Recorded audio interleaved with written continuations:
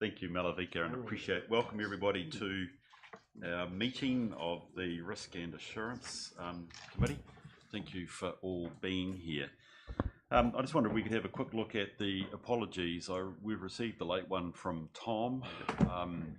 Dramatically, he's had a tree on top of his car, the poor man, so when he does get in, not to our meeting, but I think later in the day, have a bit of sympathy for him, but he said he's at the end of a chainsaw right at the moment, so that's concerning for him. So Tom's an apology. Do you have anybody else?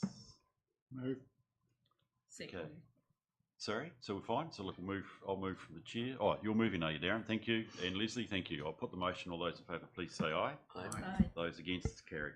Are there any matters coming up people need to acknowledge interests? It's not, that's great. Look at the two sets of minutes. We've firstly got the meeting of the 20th of December last year, which we have in front of us.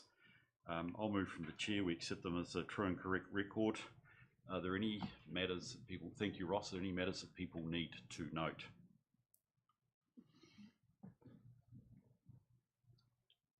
I think they look like them. There was actually one minor change, Malavika. Just on topic 8, update on the annual report. I just think we've got a little sentence there where we say during the meeting on the 24th of 24 November 22 with the audit director, I think we better identify who he is. And in the following sentence we say he was told, noting, I think the word is nothing. Thank you, it's actually quite important context, worthwhile raising here. Okay, with that I'll put the motion. All those in favour please say aye. Aye. All those against, it's carried. Similarly, we've got the 7th of March, our meeting earlier in the month. Mover and second, sorry? Do we have a mover and a seconder for this, please? Thank you. Darren, thank you. Leslie, are there any comments on this? There was only one action item which I'll just quickly deal with, which was the summary annual report that has not been cleared, and Patricia is trying to chase her on that one. Hopefully by the end of the week. Hopefully by the end of the week. That was something you delegated to me to clear, and we're still doing that. So with that, no additions or changes or corrections. Being none, I'll put the motion. All those in favour, please say aye. Aye. Those against, it's carried. Thank you very much. Right, we move to the internal audit and continuous improvement update. Welcome, Peter. Great to have you here, buddy. In your hands, salient points, and then we'll move to discussion. Just a comment around recommendation 2, potential postponement of a couple of the reviews. I'd request that the relevant GM answer any comments or questions on that. Additionally, we are waiting for 2 final reports to come through regarding our rates processing and a contract compliance review that was requested from the Infrastructure Operations Manager, and they'll both reported at the July Risk and Assurance Committee meeting. Very good. Thanks, Peter. Only got questions for Peter, or indeed the GMs that are assembled here. Thank you for all being here, by the way. Yes, Ross. Just in terms of the payroll, just going back, was the fringe benefit tax issue finally resolved? Yes. And it's sitting with the voluntary disclosure to IRD, sitting with them at present. Darren, I presume it's you that would be most affected. I presume the deferral of the major infrastructure project management review makes sense to you? Yeah, absolutely. It was at my request. Oh, okay. Oh, okay. In that case, it was my another review quite so quickly. Yeah. It struck me that it was time to get that. Is it the lever review out and rolled out before you start doing it? So, in fact, what's comforting is that actually there is existing work that is working on that, rather than necessarily needing to defer and leave a gap in our work. So that's fine. Complaints and sorry, Grant, you got a question, sir? Yeah, just with respect to payroll, what the human component of that? Note that pay advice comes out very late. Obviously, someone's working late to do that. How well resourced in that area in terms of that ON relative to health and safety, those sorts of things? We're managing it. We are looking at resources and systems at the moment. So it is one that we're managing and trying to manage that, restrict that overtime. And late, we're talking 5 o'clock or 6 o'clock. Yeah. Not later. Yeah. So secondary, in terms of that, then when will those resources be in place to alleviate those pressures that you're managing? Well, it'll be within the next 6 to 8 months. Right. Thank you. Yes, Nobby. Oh, Ringy. Sorry. I take that as I do that all the time, don't I? I do that all the time, and I owe everybody an apology probably in advance, Rangy. Sorry about that, buddy. I'm not sure how to take that. Yeah, poor me. Look, just since we're talking about payroll, are elected members supposed to get pay slips? We do. No, I'm just asking that because obviously I don't. But so that's why. You do. Check your email. No, I'm saying that I have checked my emails and I don't get any. So I'm just wondering, is that something we should get? Yes. you Okay. should. No, that's cool. I should see email. Yeah, that's what I expect the ICC payroll to come to. It will be whatever email address that you have requested that they go to when you're first set up on the Yes, system. not always ICC. No, mine's not ICC. No, neither mine. No, neither's mine. Yeah, well, I've only got. I would presume for different purposes, Okay. you all have an ICC email address, which I think it would be relevant to go to. I think there shouldn't be any option because That's what I thought. we should be quite That's right. concerned about That's okay. our business. We know too many stories of Yeah. private email addresses around the place, so I suspect it should all be to the people's ICC addresses. So obviously I need to talk to someone about that. I will raise it with the team. No, cool. So look, while we're dealing with payroll, Peter or somebody, can I just perhaps to you, Patricia? We seem to have more issues, and yet I've got a report here saying it's well controlled, which sounds like a good news story. So rather than trying to snatch defeat from the jaws of victory, I just wonder, Patricia, are you able to give us a sense of a tenor of any of the recommendations? Can I say, I think probably in the future when we do get the summaries, which I'm quite happy with, it would be good to understand the recommendations. What was the nature of the recommendation? The recommendations were further automation, which the team were already doing. We still had a proliferation of manual timesheets for staff around the organisation. They have been moved on to a less paper-based timesheet.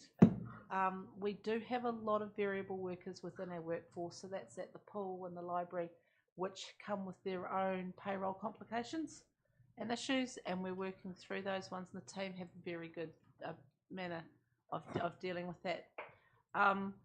That was really the only one which we're already addressing, other than documentation. In fact, this is the first internal audit report where I've seen that they suggested we do too many checks. Amazing. Okay, well, that's good. So we are looking at trying to get that right balance of checking versus the time it takes to do those additional checks. Thanks for that update, Patricia. Anything else people would like to raise? We've got some outstanding recommendations there, Peter. Are you comfortable with the clearance rate on those? Yes, the main ones relate to having the credit card policy in place, which is a work in progress, and a cash handling policy. So once those two policies, that'll clear up most of those from the sensitive expenditure and the cash handling petty cash reviews. I must confess my eye went to the table above, which was things like the building services and the building administration, where there were still some outstandings there. Thinking about building services, presumably BCA, etc. I was just concerned about progress on that. We had a meeting regarding those yesterday morning, Chair, and we are progressing those. It's just prioritising the workload with the resources we have. Right, okay, good. We're not running any undue risks? No. No, okay, brilliant. Thank you. Any other questions for Peter or the team assembled here? There being none, do I have, just to note the recommendations, we received a report. Importantly, we approve the postponement of those two matters as discussed, and that we note the not DCC, the Deloitte ICC payroll review. Do I have a mover in a second? Thank you, Leslie. Do I have a seconder? Thank you, Grant. Any discussion on the motion? I'll put it. All those in favour, please say aye. Aye. Those against? It's carried. Well, if we can just check, we don't have any member of the committee on screen, do we, by any chance? No, okay. I'm always conscious that I tend to forget, apart from also forgetting your name ringing, I tend to forget people are actually on the screen, so that's great. Right, health, safety and well-being update. Peter, there's a bit of this, so I'll be interested to see how it's going. The only comment I have here, Chair, is that this will be the final time I present this report. We have our health and safety manager in place who will be reporting this going forward. Brilliant. And did I see a second position as well also in the process of being appointed, Peter? Yes, we have a health and safety coordinator who is going to be an internal appointee, and they'll start job sharing shortly until they permanently take up the role in April. Brilliant. Oh, that's good news. Well, Peter, thank you. You've borne the brunt of having to deal with this for us, so thank you for your work to date. I presume there's other stuff that you're happily engaged in, but thank you for your work here in terms of getting this to us. And welcome to the table also Andrew, our CRO. I learned the other day what that meant. So, so look, great to have you here too, Andrew. And look, if I can just say to the committee, my deep appreciation also to Andrew, who have you just assumed this role? I think, is that right, Andrew? Assumed been put into that role. Yes, recently. Yeah, sorry, I should. My language is too loose. Yes. Yeah. Well, thank you, Andrew. Already, if I can just reflect to the committee, since Andrew has picked up the role of CRO, Chief Risk Officer, he's been very active in talking with me, and so I'm thrilled with actually, and I think we're going to start seeing this with the events that are occurring for the committee. So, Andrew, it's great to have you on board. So, anyway, key thing in front of us at this stage is health, safety, and well-being. Andrew, was there any other comments apart from Peter's that you wanted to add to this before I open up for conversation? I'm happy to wait and see if there's any questions. I'd like to think the report should prompt some questions, but if they don't, I'm happy to prompt some areas where you might want to have a look. Right. Okay. Folk, questions for Andrew or Peter or indeed anybody else? Yes, Rangi. Look, I just want to go to the graph. It's on page 3 regarding employees and third-party contractors, first aid administered, near misses, etc. Now, for 6 months, that's what the period is. We've got over 30 near misses for employees, and for contractors, just shy of 30 near misses. Now, like a near miss, do we get any more detail on what a near miss may be? Because obviously, if you go a couple of pages on, there's a risk chart, and it tells you how to deal with perceived risks and identified risks. And one of them says try and find another process because this is obviously too dangerous. Now, what do you do with near misses? There is an investigation with it, the near miss. But do we get to know what they are, like dropping a chainsaw and missing your foot, or is it more like a paper cut? Or so, if I could jump in there, Chair, I think the key point, and that we're trying to draw out in this report, is that if it was a serious near miss, for want of a better description, and under the Workplace Health and Safety Act, there's some near misses themselves that, depending on how they occur, are actually reportable. If we think a near miss is providing a suggestion that we're operating outside our risk appetite, then we would raise that to you and raise an explanation as to why and what we're going to do about it. If it's a near miss, which as you said is a paper cut or something like that, we'll do an investigation, make some improvements. But if we don't think it's showing an underlying problem with our risk management, we wouldn't necessarily escalate the details up to yourself, is the answer to your question. it leaves me pondering about those 30 odd near misses and just actually what they are. And do I need to worry about them or not?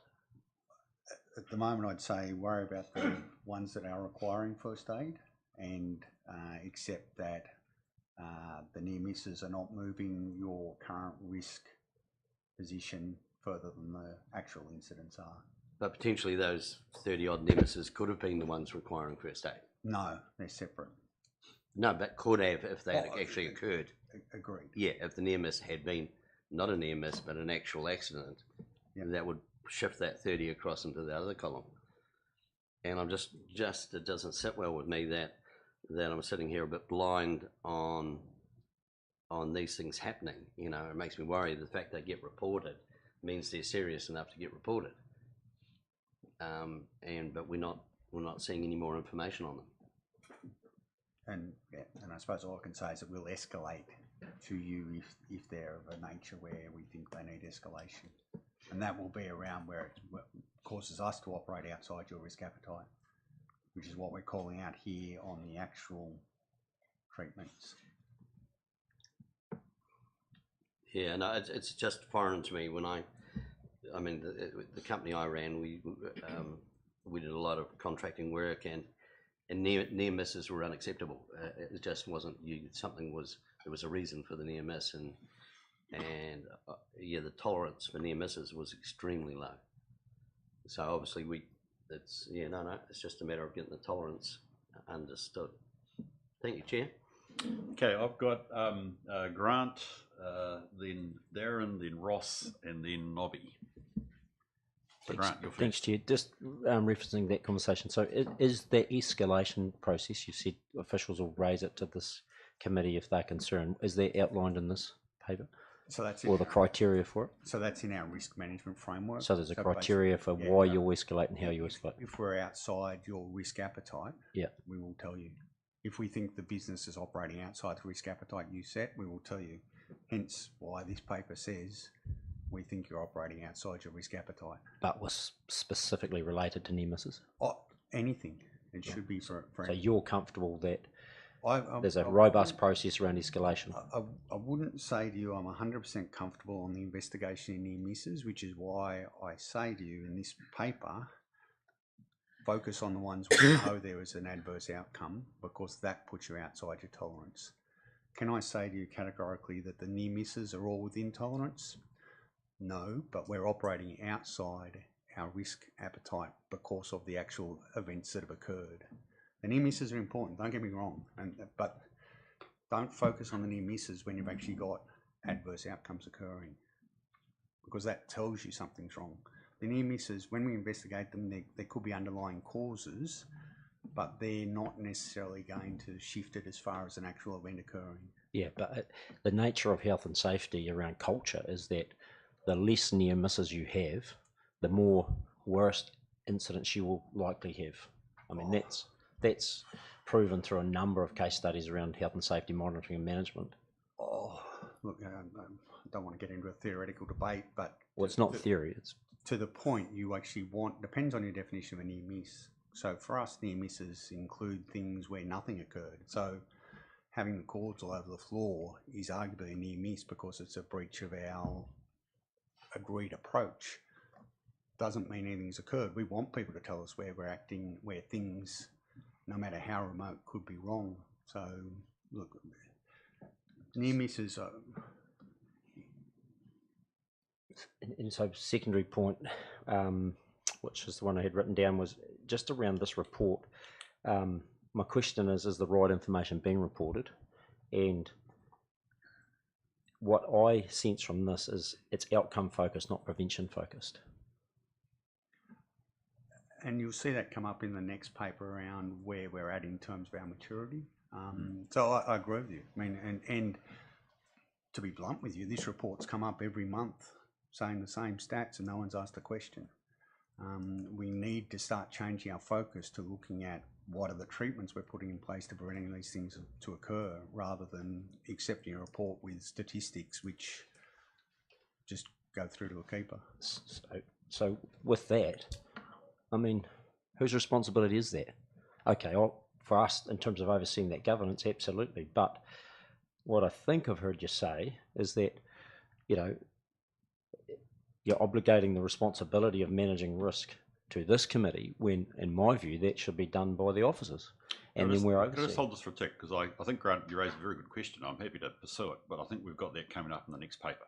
Okay. Okay. Yep. Because actually we've got in the next paper the advice from PR Law, which is the standing advice to us plus a report, and I think that might be quite a valuable place to have that discussion. I've got some questions about that report too.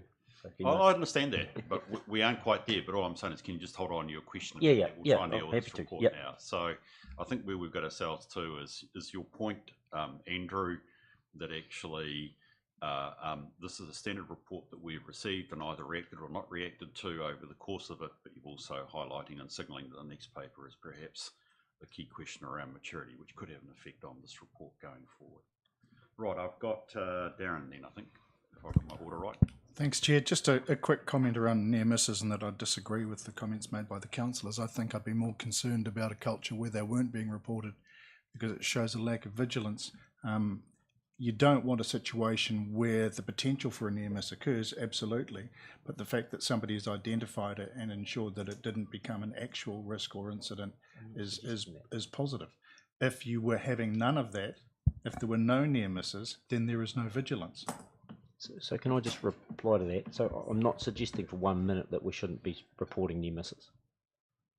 What I'm suggesting is that, you know, what it shows in occupational health and safety is that if you have less near misses in an organisation, so it's not say don't report them, it's say absolutely report them, but focus on a culture that prevents near misses, because then you are more likely to have less serious incidents. Thank you. Darren, is there anything else you want to add? No. Ross? The part I see missing from the report's the wellbeing part, and no reporting around EAP usage or any of the staff mental health and Yeah, stress. and look, and I acknowledge that, and I was actually going to make a comment around that. Clearly missing wellbeing, and I think it's fair to say, I mean, is it post-COVID? Is it because of COVID? Who knows? I don't really want to try and put any blame on COVID. I think it gets blamed for enough. But there is, I think, a clear indication coming from staff as much as anything else that they want more of a focus on wellbeing. And I think that ELT has recognised that and is doing more in that space. And so I'd expect that we'll start to put more of that in this report, because I think it is, you could argue that it's picked up in the other bits, but it's not really. So we'll have a bit of a separate focus around that and have a look at how we can do some work in that space. Thanks, Andrew. Nobby? Yeah, I've got a whole raft of issues on this report, so it's going to work my way through. Being mindful I've got that background in health and safety. So on page 19, where it says background, I think the opening statement there is misleading. I think Grant's already touched on this. Council has specifically delegated to the Risk Insurance Committee responsibility for health and safety. Well, actually, our job is not responsibility for health and safety. It's we are responsible to monitor that the staff are doing their job. And that's a misleading statement, because it says more generally the committee has responsibility for organisation, risk and management. Again, all that buck stops with the chief executive. That's what the Act says. Now, slight difference when we get further on to the next paper, when it starts talking about the legal opinion from PR law, where it talks about the Local Government Act and how that interacts with the Health and Safety and Employment Act. But I can tell you that the latter overrides the Local Government Act, and that's general principle right throughout law in New Zealand. If you have a specific act, it overrides more generalised comments in other acts. So that statement there is not quite right for me. When it gets down on the next page, to page 20, it talks about due diligence visits. And the purpose of these due diligence visits, which I assume are group managers going to different areas, is to, in part, to better understand how health and safety risk is being managed. And of course, that's all very well, because this paper talks very much about a framework, but the bottom line is the Act requires some stuff other than frameworks. It requires, in very simple terms, you need to identify where risks are, and then you have a series of options that flow from that risk. And I've been here, I guess now nearly 4 years, or 3 and a bit. I have yet to see any report that tells me about the near misses that both Rangi and Grant have raised. And that worries me, and it worries me. I hear statements today that sort of say from staff, look, if you don't have any near misses, you've got to worry. Well, no, that doesn't need to be the case. If you don't have many near misses, it might mean that you're actually doing the job really well, which is identifying the risks. Once you've got the risks, you then are required to remove the risk. If that can't be practically done, then you've got other options around training staff, mitigating the risk, and so on. Provide protective equipment.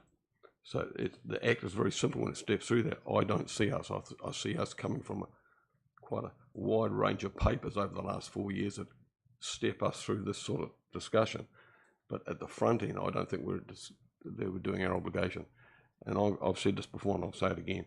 If we had a serious accident now, what we don't have in place would get us into trouble with WorkSafe in New Zealand. We're horribly exposed, and that's because we're very reliant on the toolkits, whatever they are. So the downside of a toolkit is that you have people in a particular area who do regular checking of their own areas. That's a flawed process because you become familiar with your own place. So one of the parts of this report on page 24 of board books talks about there's been a completed civic administration building workstation review done. Well, I can tell you from my background, there are major issues in this building, health and safety issues that are not identified in that report, and that's a worry because the people who are going to do it are not skilled in the area of, for argument's sake, environmental lighting, around ergonomics, around workstation design, and how people fit into that. So it's too easy to have, I guess, lay people in health and safety doing this work. Pleased that we've got some new staff coming. I think that's great because they will probably bring some expertise in that area. But I still have some worries about that. On page 21, I don't know what YOY actually means on that graph. Somebody might be able to help me with that. But it does say reported since September 2023. I don't think we're quite there yet. So that must be a typing error. I presume it means 2022. On page 22 of board books, there are 6 paragraphs there. And I defy anybody around this room to tell me what those 6 paragraphs actually mean. I've read it 3 or 4 times and I really struggle with what we're trying to say in that report. So anybody else looking in on it, certainly staff looking in on it, would be really confused about what all that's about. And at the very end on page 24, it talks about regular audits being undertaken as the next steps, which I agree, audits are really, really important, but they need to be physical audits, not system audits, which is very much the framework in which we're going to operate. But do we actually have in place people who go into an area who don't necessarily work in that area, that have some expertise, that can look around and pick up things? So for argument's sake, it's no good, I don't know, it's no good if you're sitting in here and you're the general manager of finance or something. Sorry, Patricia, if I'm picking on you. And you go down and go into a pump station. You will not see the technical stuff that you need to see there. And the safety report that we got last year identified that they went down, there was somebody had a machine, was working in a pump area, but had an isolated piece of machinery. Now that's a near miss. And that has serious potential if you're working on a machine that's meant to be isolated, but it's not. But that was picked up by the outside set of eyes, not picked up by the people working there because they get familiar with their workplace. And so familiarity increases the level of risk. So I guess that's my bit. The overall report is very much a system one, and I think we've got some pieces of our health and safety missing. And certainly the terminology needs to be that we are here to make sure the organisation is safe and to monitor the staff's activity in that area. But the buck needs to stop with the chief executive. That's what the legislation says. Doesn't stop with us as governors. And our report should say that. Because at the moment when I read that report, it implies that this committee is actually responsible for health and safety. Thank you, Chair. Nobby, is there any comments Michael or Andrew you'd like to make to that at this stage? I think the next paper again, Nobby, Yep. your comments preface well the discussion we need to have with the next paper, but Andrew Sure. or Michael, anything you want to add? Right, I wonder if I could just ask my question, and well, if I can say it, Andrew, you caught my attention by saying that we're outside our risk tolerance, and I wanted to really just explore that with you if I could. I take it from the discussion that we're outside tolerance given the number and presumably the nature of the actual events that are occurring. So in other words, you're signalling to us from a management perspective, we have too many accidents and it is taking us outside what we count as our risk appetite around health and safety, right? That's correct. Brilliant, thank you. I tend to think in terms of prevent and detect controls, and I mean, we've got some detect controls here and it's saying that actually our prevention isn't working. Can I ask, what is management's response when we're living outside our risk tolerance? Because I can say I'm not happy, or you know, it's not the right business. The question is there an equal and opposite management response to being outside our risk tolerance? The short answer is yes, and I suppose I flagged that in the recommendations. I mean, I would have liked, in an ideal world, to be here today telling you exactly what we're going to do. But I think the next paper really looks at how we're going to do it, and that will identify what we need to do as much as anything else. Because at the moment, to your point, and what the paper is trying to say, I can't tell you whether it's a lack of control, a lack of people following controls, or some other event that's really causing those incidents at this time. And obviously, depending on which one of those three it is, will require a different response from management. What I can and do preface in the next paper is that I think clearly there's a cultural question. And I think that reflects really some of the issues that have been raised here. Yes, it's not this committee's role to be down in management's job and doing it, but it is this committee's role to hold management to account. And where that is not occurring is a cultural problem as much as any other cultural problem. And so there's the cultural piece, to me, has to be the starting point. We have to look at that across the board. I mean, and in the broad sense, it's a we question. It's not a management or a governor question or a staff question. It's a we question. And that's what I'm really flagging at this stage. And once we get an answer to some of those questions, we will come back to the next meeting with a plan to bring us back within tolerance, because that must be what the objective is. Either that or you change your appetite, which I can't imagine I change it to where we're sitting. That's really helpful. So actually, you know, I think despite the criticism that's come out about the report, can I say I think you've achieved your end, which is, Bruce, this has kept coming and nobody's made a comment. Well, we are now. You've got us activated. But I think Nobby's comments certainly reflect the seriousness with which what you're highlighting here for us, which actually makes the next paper really, really important. But the critical thing about this, and I think this needs to be seen by the whole council, is the assessment, and I've got no reason to not believe it's right, is that we are outside what we have set ourselves as our tolerance for health and safety, and it's a very serious situation. I've got I've got Nobby, and then I've got Grant. Just as a follow-up to your question, Chair, which is not for Andrew to comment, I guess, but just on what you were saying, certainly from the Act's perspective, which is a Health and Safety and Employment Act, nowhere does it talk about tolerance for risk. It talks about identifying risks, and once you identify risks, your first step is to remove it. The second step is, if it's not practical to remove it, and that can be, you physically can't do the work without that risk, or alternatively the cost of removing it and replacing it with something else that's too horrendous, you then have another series of options to work your way through. So if we have a serious accident, I keep saying this, we cannot defend ourselves by saying it was within or without our tolerance of risk, because they're just words that mean nothing, absolutely nothing. The requirement from the Act is specific to each and every risk. You can't cluster them together and say, well, we've got a mild tolerance for risk, say for sake in this building, because there are some serious risks in this building, but we just don't know they're there. If you do that, you get lost in a much wider picture. We need to, somewhere along the line, start narrowing this down to specific workplaces where we go out and do specific risk identification, and then make the decision, do we remove the risk, or do we then subsequently leave it there and manage it, which is what the second part of that process is, and how do we train staff to be aware of the ongoing management of that risk, so they're not putting themselves at risk as well. Look, I don't doubt your advice, Nobby. I actually think we're all agreeing pretty strongly on the same point.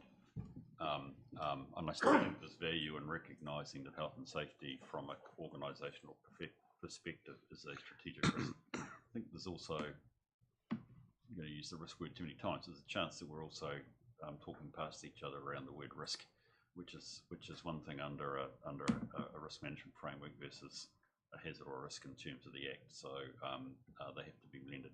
Grant, you've got your comment too. Yeah, just so I'm clear, and I'm interested in some comment from other councillors or yourself, Chair. So what we're saying is we've identified that we're outside the risk appetite, but we're going to wait till May 23, the 23rd of May, 2 months, to receive a plan of action around how we move back within that risk. Is that acceptable? Well, that's the advice we've received. So it's really a question of whether the committee is happy with that and what is possible and practical in time. Michael might care to comment on that, but Pani, you've got a question you'd like to ask first. I just want to agree. I mean, I have to agree with you, Mayor, in regards to the workstation stuff's absent. Probably some of the key things like wellbeing is absent. But I so for me, what triggered me was really around the contractors and I was really looking at the medical treatment and looking at the matrix and looking at the moderate to severe type category and how that is all being managed. I mean, when you have like third party or contractors on site, I mean, those risks should be actually addressed by the organisation themselves. Yeah. So I'm just really wanting to know a bit more around that. I suppose through you, Chair,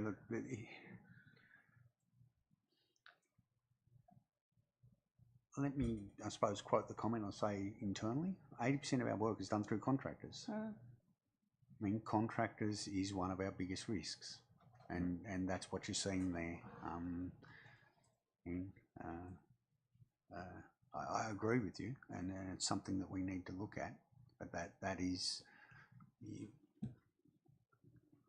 where one of our biggest risks in this space is, and I think the key thing is that contractors are just workers, and we've got to get that through our head. I think we sometimes don't recognise our responsibility for contractors. Thank you. I'm just wondering if there are any more. I have a sense that the next paper is really important because it's got the foundational points that ultimately go back to Nobby's questions. Grant, it goes back to your question, is ultimately what is Resolution 5 here, which is about a May 23 report, timely enough. It's almost like, on reflection, it might have been good to have had the previous paper first. What I am wondering is if in fact we should hold these set of resolutions over until we've had a conversation on the next paper. How would the committee feel about that? Because effectively we're blending the two, or it's difficult to answer all questions on this paper without also opening what is clearly the main event, which is the next paper. Yes, Nobby. So I just want to go back to what Grant said before, because I think it's really important. Leaving it till May is an okay thing. You can't do health and safety risk assessment without having people on the ground that know what they're doing. So we've got people coming. You can't wave a magic wand and do it tomorrow. No. So our biggest risk to date is that we haven't done that. So if we have an accident in the next 2 months, we've got our tail out in the wind, I guess. The other thing is I don't think anywhere in any of this stuff we should have the words risk appetite, because that implies that you have a degree of appetite for risk. Now, in the accounting world, in the accounting and audit world, you know that we have a risk appetite for certain types of processing, that if we checked every single little piece, it would be so overwhelming that it wouldn't justify the action. So we have an appetite for, say, not checking certain accounts that are under $20 or whatever. But in health and safety, there is no wording around risk appetite. It's you identify the risks and you deal with them one of two ways: remove or deal with them. And you don't have a defence anywhere if you have a bad accident to say, well, you know, we've got a medium risk appetite in the parks and reserves, or a low risk appetite here. That doesn't cut it. And so we've got some serious work to do, but we need the people to do it, which is what Andrew was saying before. We've got people coming. Just be aware that we have an exposure in the interim. Yeah. Grant, then Rangi. Yeah, so what I would like to see is just a bullet point action plan. So we've identified here, okay, so what? So we're going to recruit some staff to go and do an inspection. You know, there's some actions we can do between now and 23 that demonstrate to that this committee takes seriously the fact that it's been raised that we're outside our risk profile, or whatever you want to call it, and this is what we're going to do in the interim until we get to the May 23. I just don't think it's acceptable that we sit here and say, oh, we'll just May 23 will solve our problems. Hopefully, we've got to have some action points around, okay, so what's going to happen, and it could be just a half page that just documents the process between now and then, because that shows that we have acknowledged that we're outside it and we're taking immediate action to get to where we need to around it. Isn't that what broadly, I mean, short of the half page, isn't that what these recommendations are acknowledging, Grant? Well, I hope so. I mean, management is saying we're outside a generalised sense of risk tolerance, and in fact something has to happen, and they are developing and taking action on those, you know, your 6 points. So, I presume we're not doing, it's double negative. I presume we are doing something positive in the next 2 months around health and safety, other than just having a road. Well, you know what assumption leads to, and the point would be, so how will we know that? Well, I'm inviting management to tell us, Grant. That's why I said perhaps Michael might have a comment that he'd like to make. Okay, sorry. Sorry if I can start with this. Let's just nail this. What's happening in the interim? Absolutely. Through yourself, Chair, we do have a work plan that we're working through. The update report does highlight on it. It doesn't go through the specific details in that particular update, but we do have a more detailed work plan that we are working through as an organisation. We are flowing through a whole new culture in relation to that. We've put in the steps of all of our governance boards, etc. So we've got the reporting going through, and we are taking a stock take of all of the hazards and risks across the organisation as part of the first steps within those boards, to make sure that we have the full listing from that perspective. So we have that in play, and that is happening within that 2-month time frame. So it's kind of indicated in the next report, but it's not in that detailed bullet point stage that's being requested. I've noted that down as something we can go back and look at and bring forward to committee going forward. Right, I think I've got Nobby, then Rangi. Sorry about and that. I'm pretty certain I've named them the right order, Yeah, the right way around. Rangi, So I got them just in confused. relation to what Michael said, again, there are risks involved with that process, Michael. One of the risks is that while you're identifying the risks, at the moment we don't have independent sets of eyes doing that. I'm not convinced that GMs going into other areas that they don't have responsibility is the way to go. The staff you're recruiting is the way to go. They'll bring some specialised knowledge, but they'll bring some knowledge gaps as well. And I would expect that the organisation, once they get those players in place, will then prioritise which workplaces in order of priority that they would go and visit to do that identification work. Because in the interim, having other people look who don't know the area is a real issue, and a classic example is this building. It's got some major issues. Thank you. I think Michael would like to respond to that. Yep. Thank you, through yourself, Chair, and then I'll ask Steve Gibbling to provide a response as well. I just want to highlight that the GM visits are not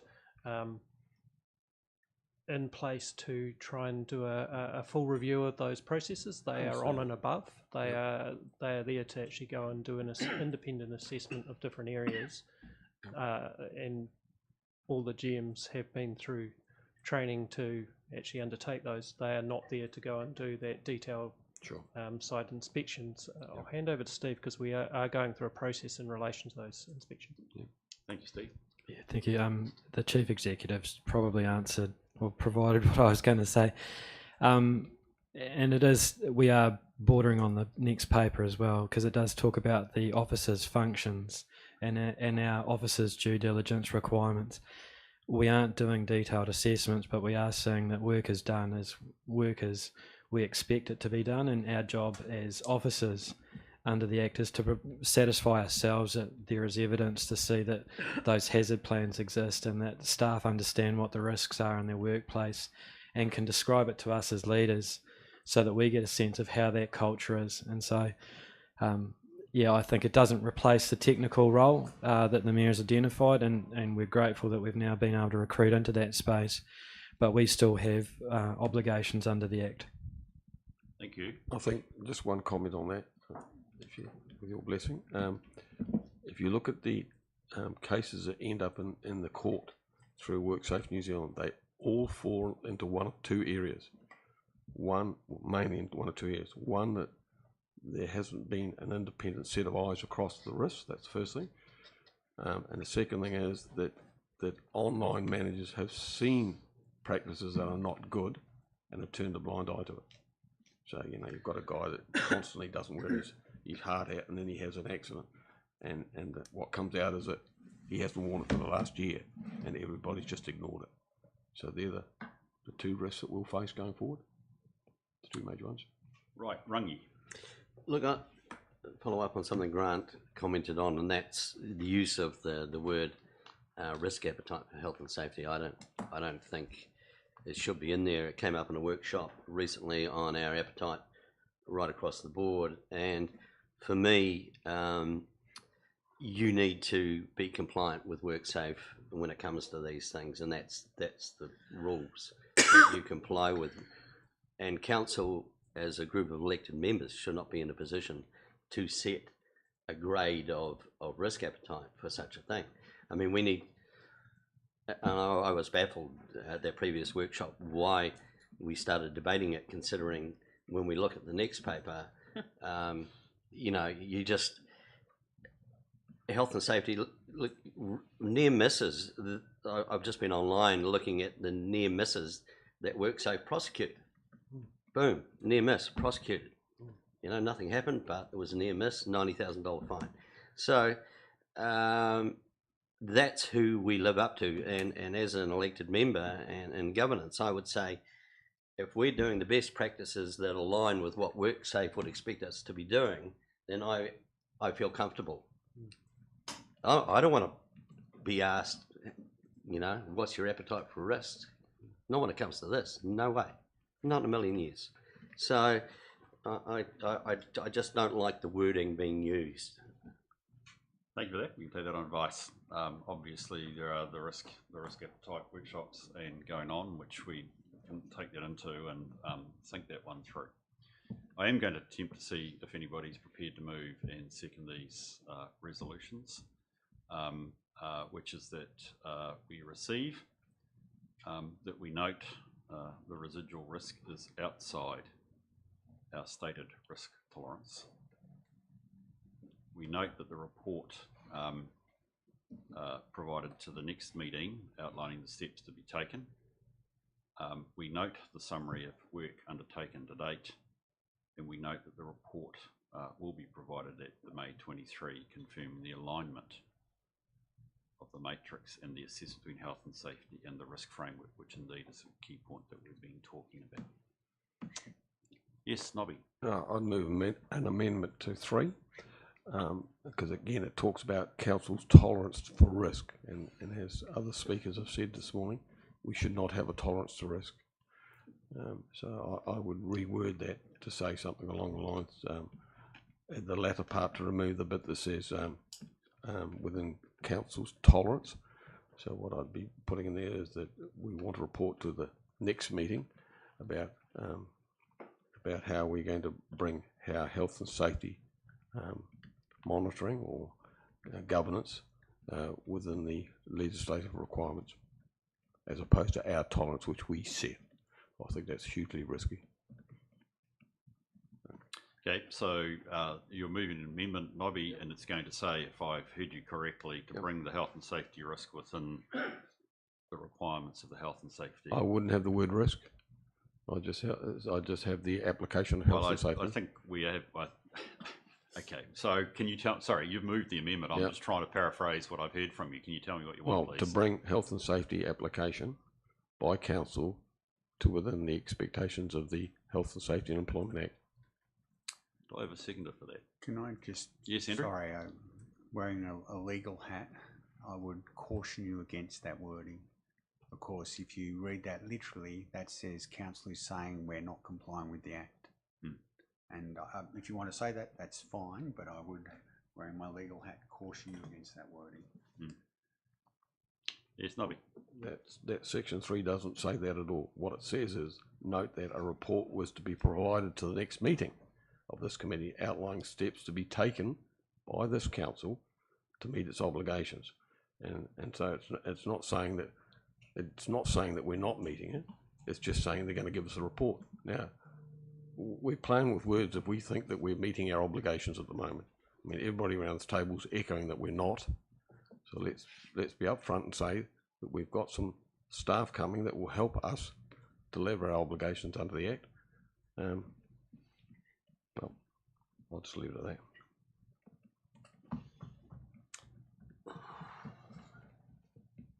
Do we have a seconder for Nobby's motion? Grant, you do. Right. Is there any debate on the motion? So the caution, as we've had from Andrew, is being careful about what we actually say. This is when words, I think you're arguing, Andrew, do count, which is reflecting. Hello? Moment of silence. It's slightly annoying in a serious time here. When in reality, that sounds like we're saying we are not complying with the Act, and that is not asserted at all by this. I'm tempted, I'm persuaded by your argument, actually, Andrew.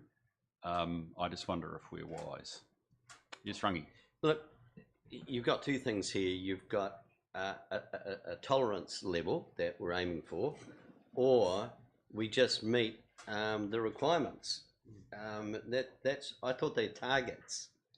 I don't know. You can't have. I can't see you can have one without the other. Basically, the report should be coming to the next committee meeting that systems are in place to monitor and ensure that everything's best practice, and basically so that we don't get prosecuted. We're compliant with the Act. Yeah, if we don't get wrong. But the use of council's tolerance, I mean, you could put in brackets, council's tolerance means this, but No tolerance. to me it's right. Thank you, Rangi. I've got advice first from Erin, then I've got Leslie, and then Ross. Thank you, Chair. I guess I just wanted to seek some clarification because I guess I'm hearing what Council is saying, and I want to make sure that I understand that direction correctly as a GM for an area that does hold a significant portion of this risk. I had asked Andrew to push a bit of a question around whether we really do hold that adverse risk tolerance.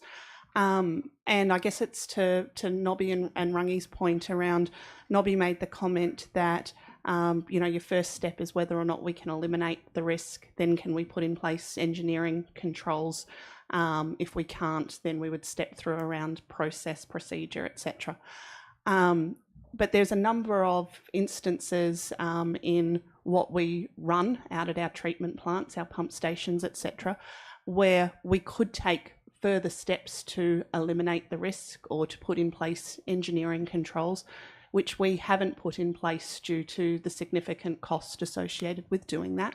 And so we have taken, I guess, a balance around cost versus process, balancing that risk, balancing that risk appetite. What I'm hearing is that Council doesn't want to consider the risk appetite side of it, that we simply want to say we will take all steps possible to eliminate risk. I want to be just clear, is that the direction that we are being given? Yes, Nobby, I think it's for you to respond to. Yeah, surely. So first thing is, I did not say the first step was to remove the risk. I said the first step was to identify the risk. That's what the Act requires. Then you have two options, two pathways to go down. You remove the risk, or you mitigate it, and the mitigation is quite clear. It does exactly what you've just said. If you've got a piece of machinery, or I'll give you a good example. I tried to prosecute a company some years ago, many years, a couple of decades ago, on a wool press, where a young man was killed on a wool press, and the cost of safeguarding that, given they had 4 of these wool presses, at that stage was about $300,000 per machine. And and the courts agreed that that cost was an excessive amount to pay for that risk. That they needed to look at other options around training and stuff. So what you said after that, Erin, it's fine. It doesn't mean that you come to remove and that's the only option. Remove is only the first step you consider. If it's not practical to do it, so if you safeguard the machinery in such a way that you can't actually use the bloody thing properly, or it interferes with the operations, you can go down those other options, but you've got to catalogue it while you've gone down it. You just can't pop up when you've had a bad accident and say, oh, well, we didn't do anything about it. You've got to step your way through that process. Otherwise, you have no defence. Thanks, Nobby. Let's just remember we are trying to provide guidance to management here. We're not trying to do their job. Sure. Okay, I think that's important that we need to wear. Go back to the original comments. I think dare I say it from you, Nobby, and I'm not trying to shove words down your mouth, but actually we're here to monitor. So let's not try and prescribe, because that's actually Michael and his team's role. I've got Leslie, then Ross. Thank you, Leslie. Thanks, Mr. Chair. I am also persuaded from a legal point of view by what Andrew has said in relation to the suggested amendment to Resolution 3. And I would also like to point out, if you're going to remove any reference to Council's tolerance in Resolution 3, then it would seem very strange not to also propose altering Resolution 2. Great. Great. Thank you, Leslie. That's great. Ross? I was along the same lines that before we voted, I'd recommend that Andrew consider the wording which might incorporate the sentiment expressed around the table now, but not get us into an issue later, unintended. If that requires some time to do, then maybe we do move to the next paper and give Andrew a little bit of time to reconsider, just to consider the words that might be acceptable. Yes, Darren. So if I can ask Mayor Clark, if with your proposed amendment, application by council to within the health and safety requirements, in there from what I just heard you explaining, you're accepting mitigation as a part of that. So it's not ensuring that everything is fully compliant, but in some cases as appropriate mitigated. The Act's really clear, so I'll say it again, I'm not being disrespectful. You have to first identify risks. Second part is you then take one of two paths. One is to remove the risk, or alternatively, if that's not practical, and the word practical has been tested in court, then you go down another pathway where you start to look at things like education, safety equipment that might prevent certain people getting into certain work areas, wearing safety equipment and so on. There's a lot of stuff that flows down that alternative path, which Erin has alluded to. That's not the problem. The problem is when I read 2, and we will need to amend 2 as well, Chair, I think, is it sort of implies there that we've already got some events occurring that are outside our tolerance. Well, the bottom line with the Act is you should not have a tolerance for risks. You've got to identify and then deal with them. So it's a little bit like saying, well, we've had, let's say, 10 incidents in tree trimming in the park, so that's beyond our tolerance. So the next question is, if you had 1 or 2, would that be within your tolerance? And risks are unique to themselves. You can't cluster them together, I guess is what I'm trying to say. It's not a defence or an area you get comfortable with. I like Ross's idea, Nobby, that we just have a check with Andrew, but I'm wondering before we ask Andrew to do that, and perhaps we just let this paper lie. As I said, I think we could deal with the second paper and come back to this. Sure. I'm wondering whether you would consider different wording, which is that we bring the health, the next meeting outlining steps to improve health and safety culture and practice consistent with the Health, Safety in the Workplace Act. Well, I guess the amendment that I recommended had a slightly different wording, and that referred at the end to within the Health and Safety and Employment Act requirements. I just said consistent with the health. Yeah, so what they've got up there at the moment is health and safety requirements. Well, that's an open-ended statement. We need to reflect the Act because the Act is very specific. It's one of the few areas that is very specific, and it will override the Local Government Act. Well, Andrew, we're in deep legal stuff here. Would you? Look, it's a good conversation, to be honest. Yeah, and, yeah. I do look, think it is a good conversation. I agree. I just think we want to make certain we record ourselves faithfully with our direction. I tend to agree that we can. I'm happy if the resolution gets rid of the word tolerance. I think we can probably deal with that discussion around risk and how it relates to the requirements of the Health and Safety Act in our discussion around risk appetite. I think your amendment, I think the word that causes me concern is within, because by using within, you're implying that we're without. And so improve to me, I think, deals with the concern that I have. And that was wording that is part of your... And my response, Chair, through you, if you don't mind, is that we are without at the moment. Anybody that sits around the table thinks that we've got a defensible position if we have a serious accident in a dream world. We're exposed. We should acknowledge that we're exposed. 6 months or a year down the track with the new staff we got, we might be in a position to say, hand on heart, we feel good about where we're at. Right, Leslie, sorry. Thanks, Mr. Chair. Can I suggest, along with what you earlier suggested, that we leave this on the table until we have dealt with the next paper? I don't think we're anywhere near the point at which we can amend these resolutions with any confidence until we've discussed the next paper at this stage. Thank you. I'm inclined to, as I've said before, to go to do that, because actually the foundational paper about our unease around the corporate response, and I'm not blaming management, I'm saying the corporate response, what we have here is in that second paper. So I'm going to propose, unless I've got significant objection. Andrew, I agree with you, this is a very good discussion, absolutely needed, but I think we should deal with the other paper first, and then we'll come back and look at all the resolutions to see where we stand. Do I have any objections to me adjusting my agenda in that way? I haven't lost sight of these recommendations or indeed your amendment, Nobby, but I think we should come back to that once we've had a chance to look at the more what I consider the more foundational paper that is the next item on the agenda. Right, perhaps we could do that, please.